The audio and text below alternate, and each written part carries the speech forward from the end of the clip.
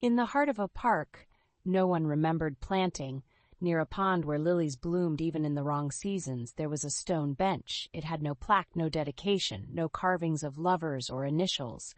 It was simply there, waiting, always dry no matter the rain, always warm no matter the wind. People walked by it every day. Some sat, some didn't, but those who did never left the same.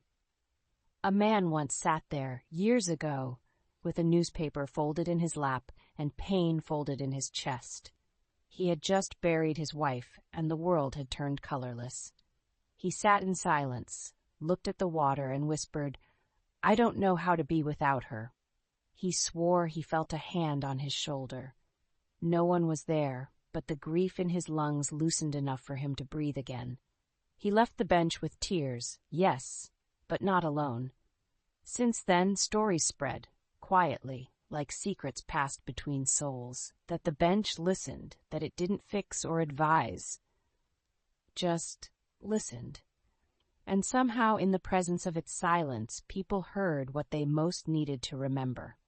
One autumn afternoon, a girl named Mira found the bench. She didn't intend to. She had come to the park to be alone, to escape the voices that always told her she was too much or not enough. Her feet led her there without thought. The bench looked like it had been waiting for her. She sat. Leaves danced in slow spirals, golden and soft. The pond rippled, even though the air was still. Mira closed her eyes and let herself speak, just once, without shaping the words to please anyone. "I don't know who I am," she said, "and I don't know if I matter." The wind passed gently through her hair, almost like a reply. "I'm tired of pretending to smile.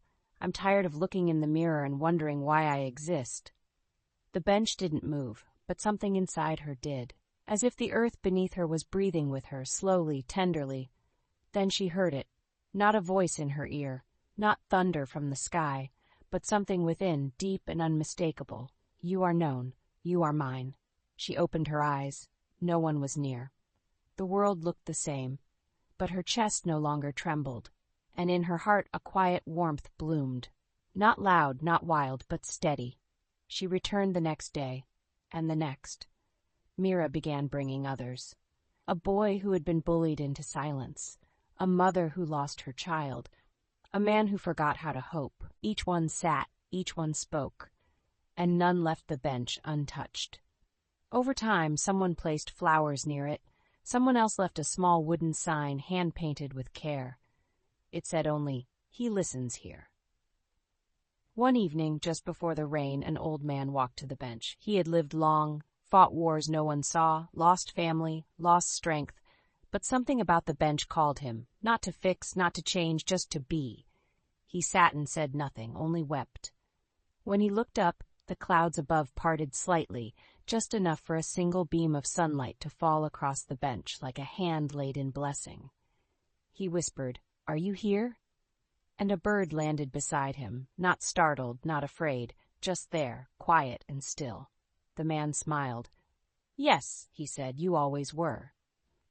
Years passed, generations came.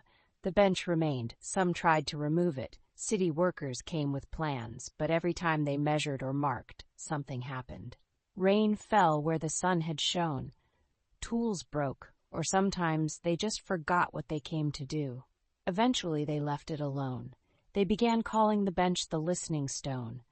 And those who needed it always found it, not because they were told, not because of maps, but because something deeper than direction led them. It was never the bench, of course, not really. It was the presence that chose to meet people there. The one who said, "Come to me, all who are weary." And still does. And to this day, if you ever find yourself in a quiet park near a pond that blooms out of season and see a stone bench that looks like it's been waiting, sit and speak. Even if you say nothing, even if all you can do is breathe, know this: he listens still.